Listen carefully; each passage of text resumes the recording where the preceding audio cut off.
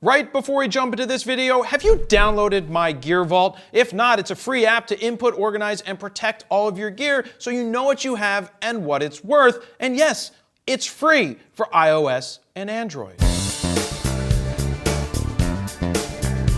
Jared Polin, FroKnowsPhoto.com, and this is a comparison between the Sony a7R IV and the a7R III. Now, the reason I'm making this is because a lot of people want to know, should they upgrade from the a7R III to the a7R IV, or should they buy the a7R III because it's still a fantastic camera and it's less money than the a7R IV? Now, keep in mind, I've done real-world reviews of both of these cameras, so everything I'm talking about comes from my real-world experience using it. You can check those out at the links down below, and you can also download sample RAW files from each camera to determine whether or not you like this one, or if it doesn't matter at all. Now, before we go too far, I think it's important to let you know that at the time of recording this, the a7R III hasn't even reached its second birthday. It was released on October 25th, and we're recording this right before that.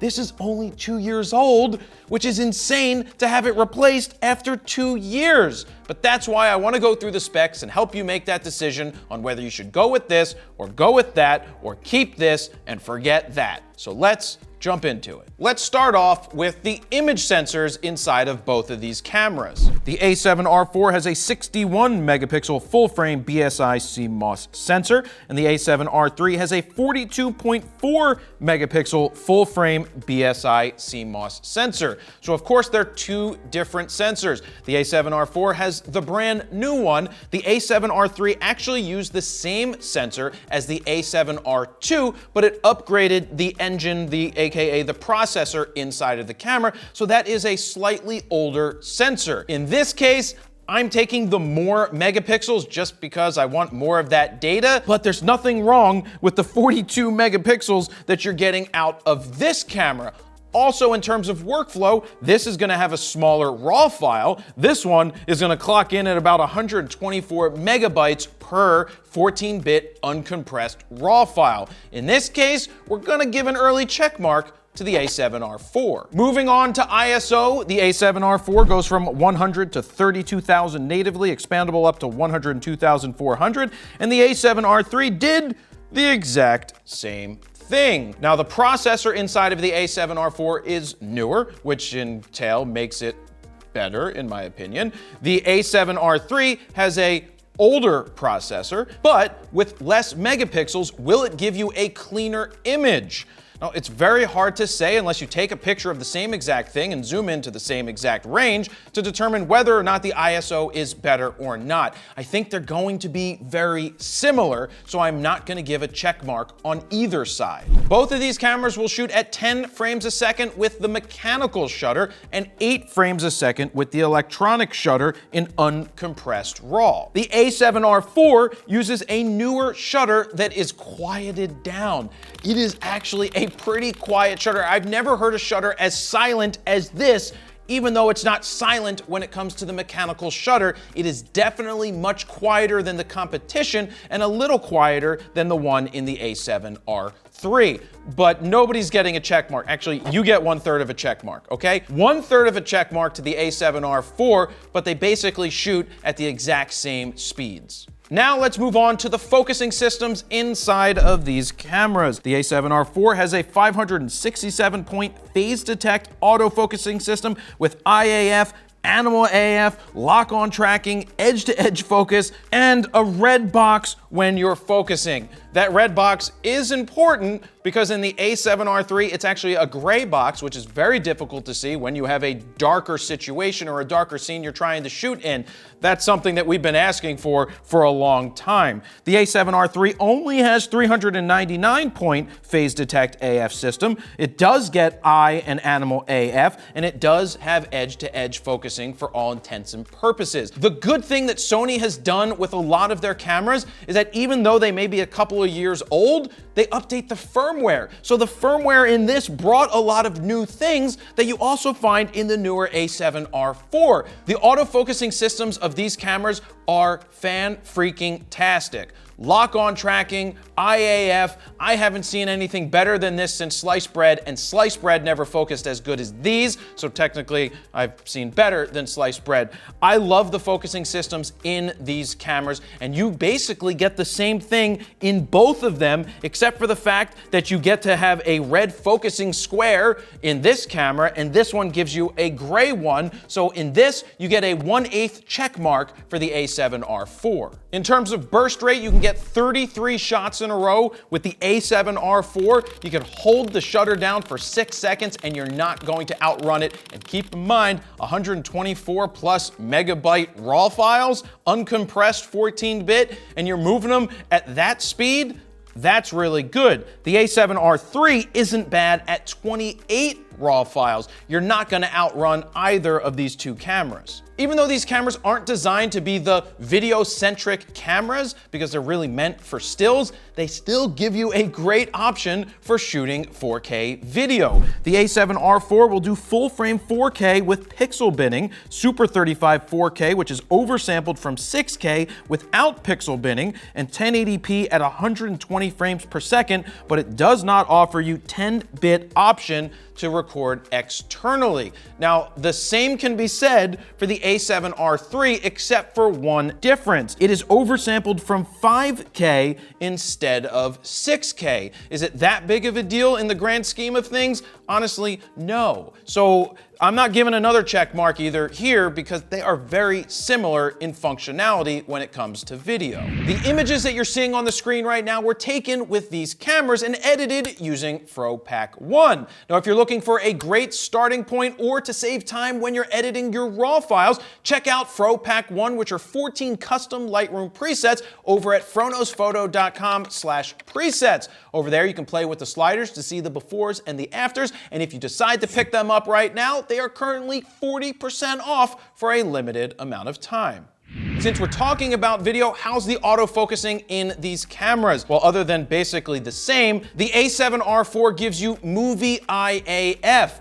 That means you can use the lock-on tracking and IAF for video, where you can't do that with the A7R III. So slightly bigger check mark goes to the A7R IV. To add to all of that, the A7R IV has unlimited record time for video, where the A7R III does a paltry 29:59, which is not terrible at all. Both of these cameras offer you in-body stabilization, with the A7R IV giving you 5.5 stops and only 5 stops in the A7R III. It's a minimal update, but it's nice to see a slight update, so let's give this one a 0.5 of a check mark. Moving on to the electronic viewfinder, this is where you're going to see a slight difference. The A7R IV has a 5.76 million dot EVF, with the A7R III having a 3.69 million dot EVF.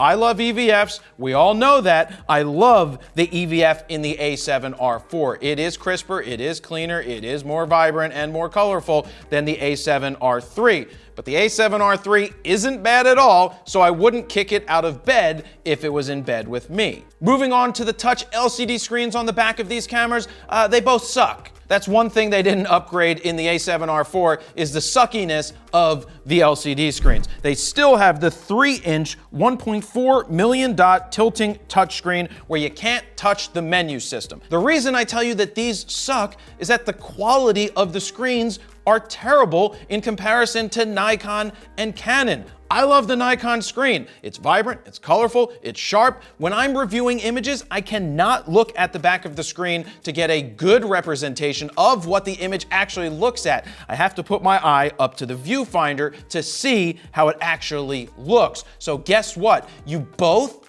lose a check mark. Both of these cameras offer you pixel shift. That was interesting when the A7R III came out because it was one of the first cameras that offered you that. It gave you 4-shot pixel shift for a 168 megapixel image. Well, the A7R IV was like, screw your 4-shot pixel shift, and we'll go to 16-shot pixel shift for a 240 megapixel final image. This is useful, I guess, if you want to use it. It's it's a cool feature. I'll just put it that way. It's a cool feature, but it also depends on what you're photographing. If you're doing an inanimate object like a stuffed rabbit or something, and it's just sitting there and it's not moving, then pixel shift's gonna be pretty cool. If you're trying to do a landscape and it's windy and you're doing a 16-shot pixel shift and the wind is blowing, there may be some discrepancies over there in the leaves or anywhere there might be movement. But you're gonna get a check mark, the A7R IV. I'm telling you that right now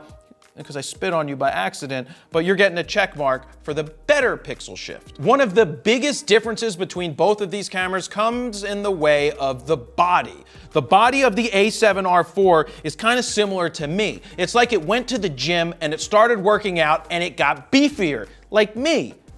Beefier. So the grip on the A7R IV is an entirely new body design. It's bigger, it's deeper, it feels better to hold on to than the A7R III. One of my biggest complaints with this camera is how it always felt in the hands. The rubber didn't get much of an upgrade. They both feel a little slippery. The A7R IV feels like it has slightly better ribbing, which would be better in his or her hands, whichever you decide to go with, than the A7R III. It feels like it has less ribbing. So if you like less ribbing, then this is going to be for you. But if you want more ribbing, then you're going to want to go with the A7R IV. So I love the different body design. If you have the A7R III and you go to an A7R IV and you already have a grip, well, you won't be able to use that grip on the newer body because the grip also changed. Some of the other changes include better feeling buttons in terms of when you press them. They're slightly bigger, they stick out further, and when you press them, they feel better. The joystick has bigger knipples. I don't know if it's a real word. My dad used to use it, so I started using it. It's got better feeling knipples on your finger. So they're like bigger ribs of nipples, whatever the hell you want to call it. They just feel better on your fingers. And that's male or female nipples, or dogs, or whatever, or cows. Whatever, nipples. And the A7R III's joystick just didn't have any knipples. It's like missing knipples in the middle, and I'm not a big fan of that. Now, if you're a fan of exposure compensation, which I'm not, the exposure compensation dial on here does not lock on the A7R III, but it does lock on the A7R IV, so you don't accidentally hit it, and then your exposure is off by as much as 3 plus or 3 minus. So who gets the check mark? Who? A7R IV, because the new body design, to me, is worth the price of admission. Let me jump in here real quick and say, would you like me to send you a free guide to capturing motion in low-light situations? Well, if so, just look for this orange box over on the website, put your name, email address in it, hit send it, and I will send you that free guide. Both of these cameras fail to have XQD or CF Express cards. Even though Sony invented the XQD card, they never actually put it into one of these types of cameras. I don't get that.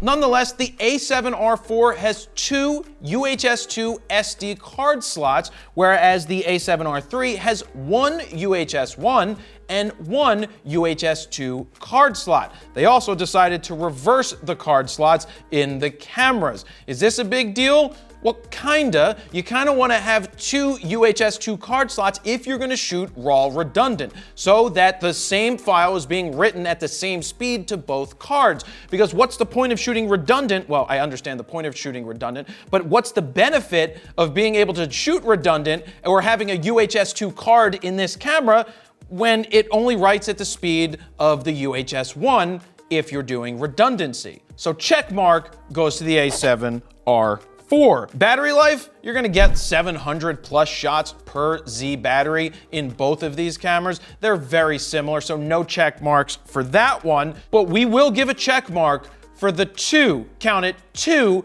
most important tests ever. The wind tunnel test and the sniff test. A7R IV. Oh, that's good. A7R III.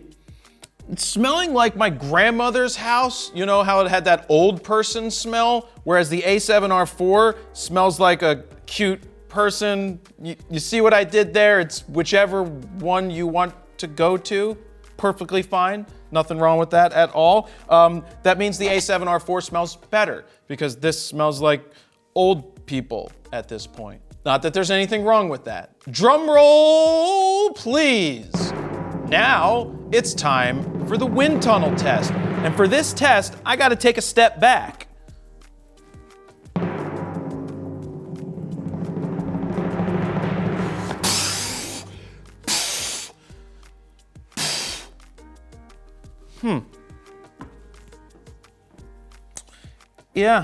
Yeah, the wind tunnel test, there's just more knobs up on this one now. So, I mean, the knobs are different. So you lose the wind tunnel test, A7R4. You lose! You lost to you.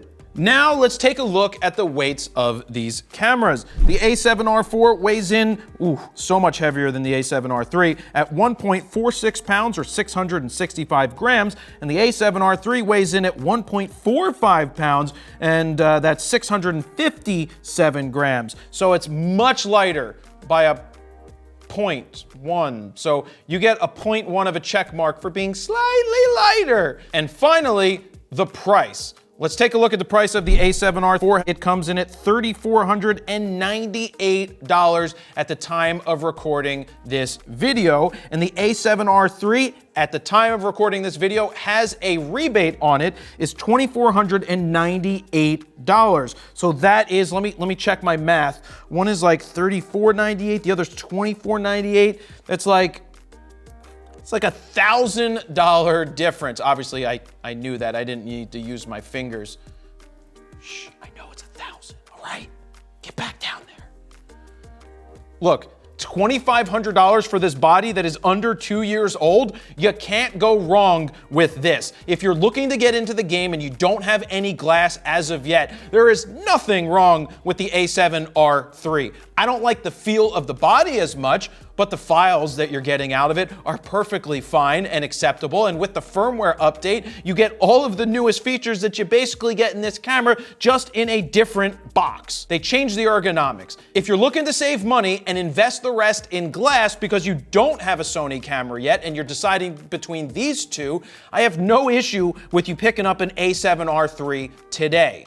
If you already have an A7R3 and you're not a full-time working professional, then there's really no reason for you to upgrade to the A7R4. I should also say, if you're lucky enough to find a used A7R3, you're probably gonna find it in the $2,000, maybe to the $2,200 range.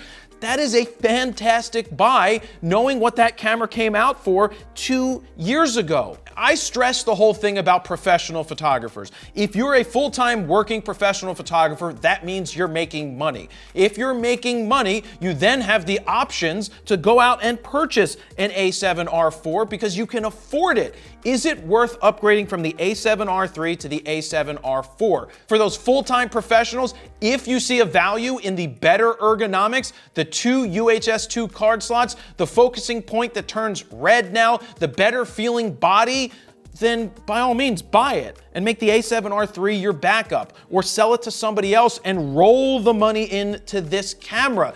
This is a fantastic camera. In all honesty, they both are fantastic cameras. I personally am using an A7R4 for a lot of my shoots. I never owned an A7R3, but I'm starting to venture into the Sony world more than I was since I was 15 years old in the Nikon world. Both of these cameras are fantastic. If you're starting out today and you have the money to get this and get the lenses, then go with the newest, the latest, and the greatest. You can't go wrong with it. But you also can't go wrong with an A7R3. Let me know your thoughts down below. If you own one of these or one of these, how did you make your decision? Leave it in the comments. Don't forget to like, share, comment, and subscribe. And that is where I'm gonna leave it. Jared Polin, FroKnowsPhoto.com. See ya.